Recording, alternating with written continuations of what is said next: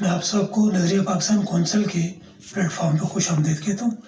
تقریب کا باضابطہ ہے آغاز جو ہے تلاوت کلام مجید سے ہوگا۔ حافظ کرام محمود صاحب سے گزارش ہے کہ وہ ہمیں مستفید فرمائیں۔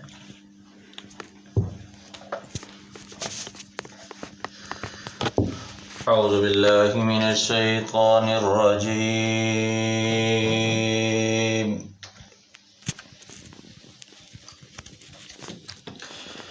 بسم اللہ الرحمن الرحیم۔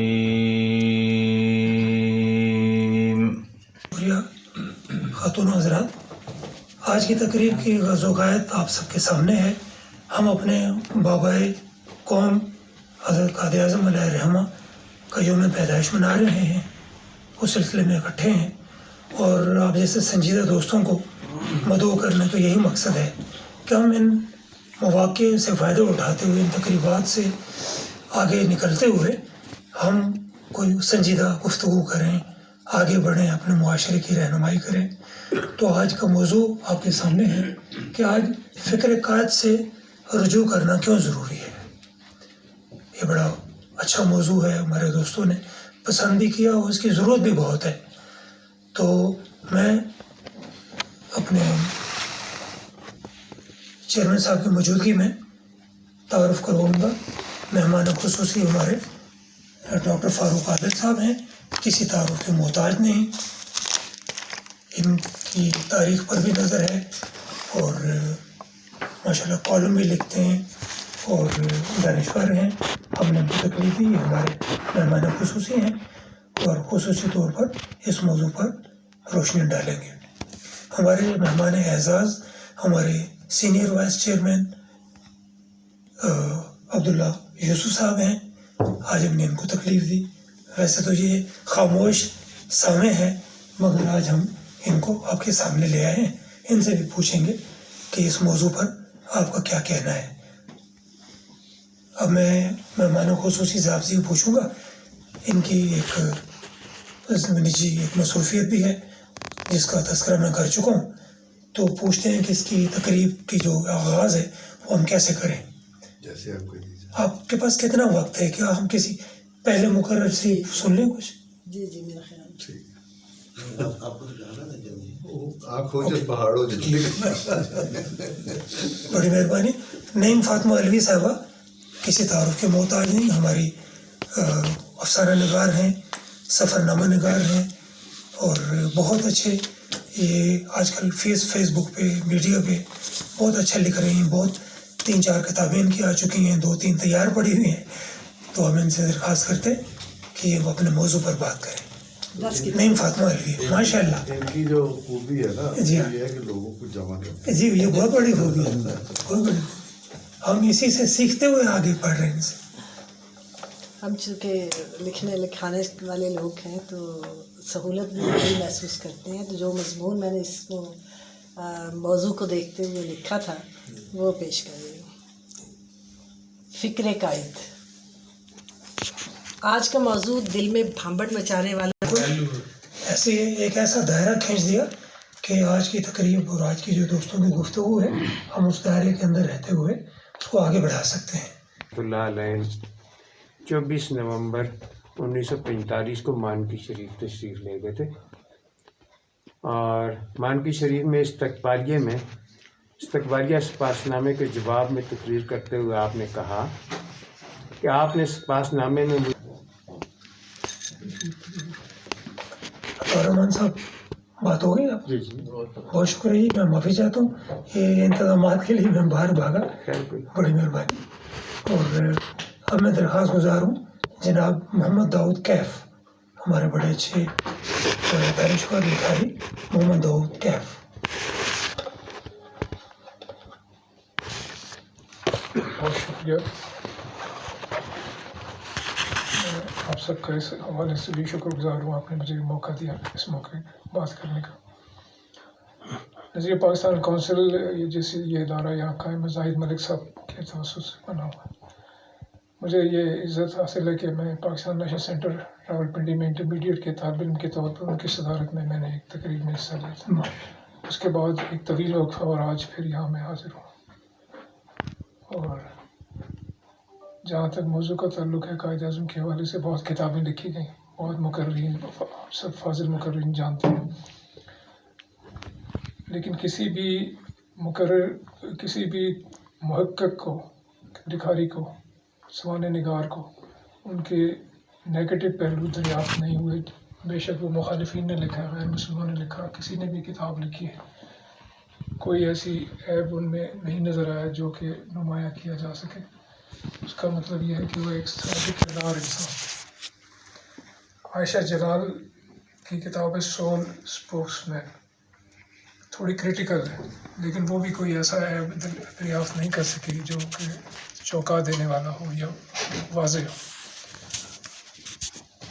بہت جانی پہچانی کتاب جنا آف پاکستان اسٹینلی والپورٹ، اس نے بہت تحقیق کرنے داؤد کیف صاحب، آپ کے آنے کا بھی، آپ کو گفتگو کا بھی، آپ نے بڑی خوبصورت بات کی، بڑی اچھی مثالیں دی، ہمارے قائد کی شخصیت جو ہے وہ ابھر کے ہمارے سامنے آتی ہے۔ اور میں درخواست گزار ہوں ڈاکٹر ساجد خاکوانی صاحب سے کہ وہ مختصراً اظہار خیال فرمائیں۔ بسم اللہ الرحمن الرحیم۔ میرا نام مقررین میں شامل تو نہیں تھا، اس لیے میں بغیر تیاری کے آیا ہوں، لیکن ابھی اشاروں میں حکم دیا ہے، حالانکہ اب اشاروں کی عمر گزر گئی ہے۔ میں داؤد کیف صاحب کی بات کو آگے بڑھاؤں گا کہ کردار کا انہوں نے بار بار اس پر فوکس کیا۔ کردار سے ہی تاریخ کے رخ تبدیل ہوتے ہیں۔ انگریزی کا ایک بڑی مشہور نظم ہے، not gold but only men can make people great and strong, کہ سونے اور چاندی سے قوموں کی تاریخیں نہیں بنتی، قوموں کی تقدیریں نہیں بنتی، بلکہ مضبوط کردار کے لوگ جو ہیں وہی تقدیر بنایا کرتے ہیں قوموں کی۔ میں بس چند واقعات پر اکتفا کروں گا کہ قائد اعظم کس حد تک مضبوط کردار کے مالک تھے کہ جب انہوں نے داخلہ لینا تھا ایک لاء کالج میں، تو 2 لاء کالجز آمنے سامنے تھے، انہوں نے اس کا انتخاب کیا جس میں لائرز کی لسٹ میں سب سے اوپر آپ صلی اللہ علیہ وسلم کا نام لکھا ہوا۔ پھر قانون کی تعلیم ختم کرنے کے بعد انہوں نے لندن میں ڈرامٹک کلب جوائن کر لیا۔ اس میں ایک ریہرسل کے دوران انہیں کہا گیا کہ آپ اس لڑکی کا بوسہ لیں گے، اسے کس کریں گے۔ 19 سالہ محمد علی جناح، ہندوستانی نوجوان، ایک آئیڈیل ہو سکتا ہے کسی کا کہ وہ کسی گوری کا، کسی میم کا بوسہ لے، لیکن اس موقع پر بھی قائد اعظم رحمۃ اللہ علیہ نے کہا کہ میرا مذہب اس کی اجازت نہیں دیتا، اور یہ کہہ کر اس سین کی ریہرسل کرنے سے انکار کر دیا۔ پھر اپنے والد پونجا جناح کو خط لکھا کہ میں نے ڈرامٹک کلب جوائن کر لیا۔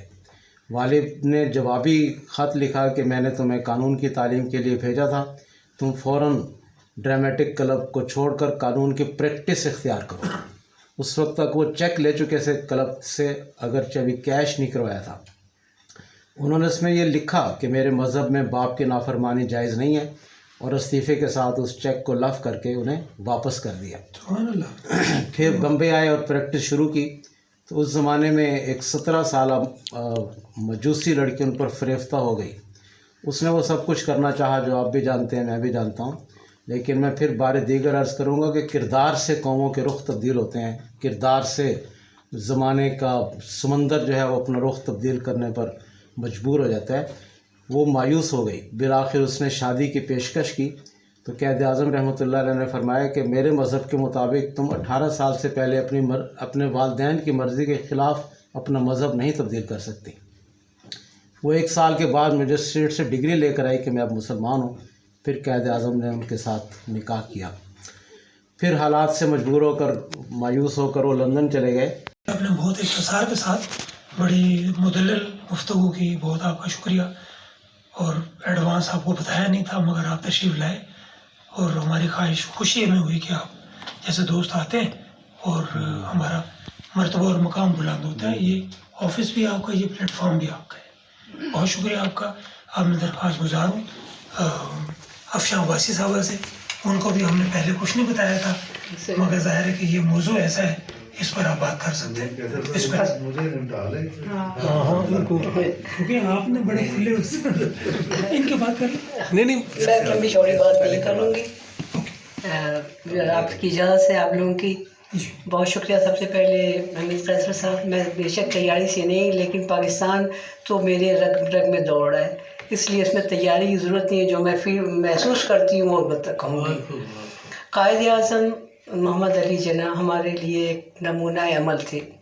اب اس ظاہر ہے ایک عمر کے بعد ہر انسان نے اللہ تعالیٰ کی طرف لوٹنا ہے.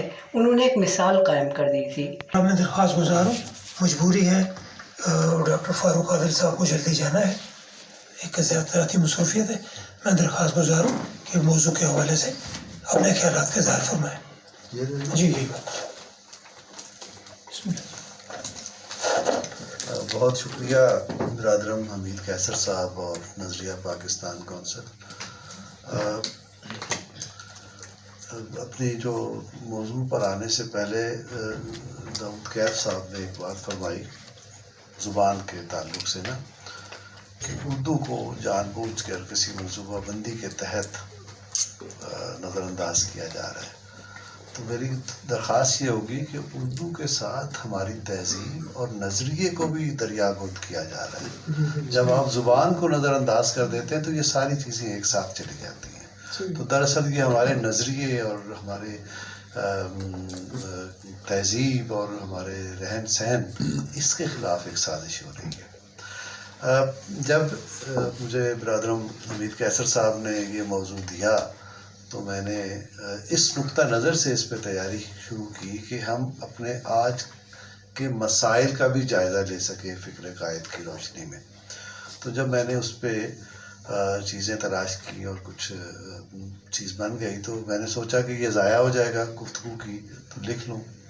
تو یہاں گفتگو کر دوں گا, مضمون کا بھی کام آ جائے گا. لیکن آپا نے اور چوہان صاحب نے جب مضمون پڑھے اور میرا خیال ہے میں بھی مضمون پڑھ دوں. ضرور خوش نصیبی مانا.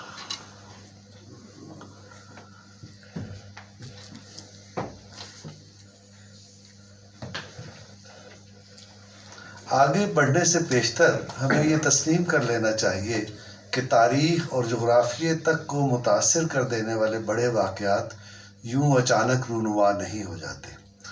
قدرت ان کا اہتمام کرتی ہے جس کے تحت کوئی عظیم شخصیت اپنے وقت کے مطابق ظہور پذیر ہو کر اپنے حصے کا کام کر کے چلی جاتی ہے.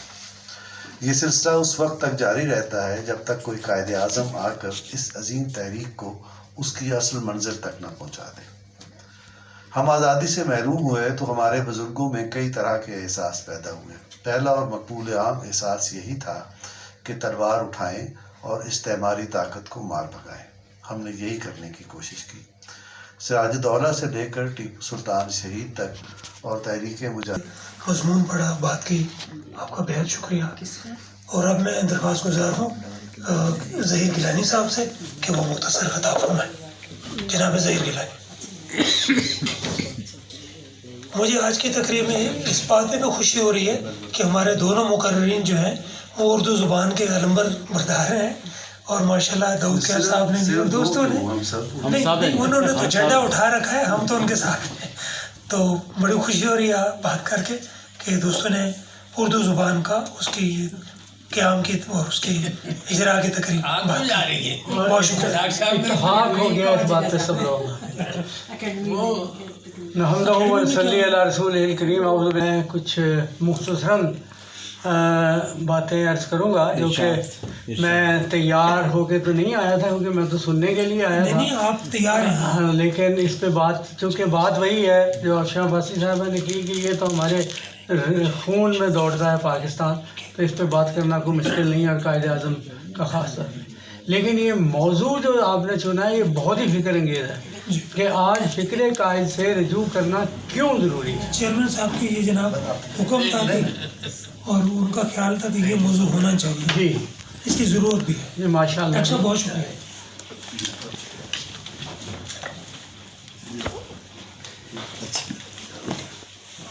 میں چیئرمین صاحب کا بھی اور کونسل کا بھی شکر گزار ہوں کہ انہوں نے ایک بہت ہی اہم موضوع چنا ہے, کیونکہ قائد اعظم کی تعریف و توصیف تو ان کے سب دشمنان بھی کرتے ہیں اور ان کے جاننے والے بھی کرتے ہیں, نہ جاننے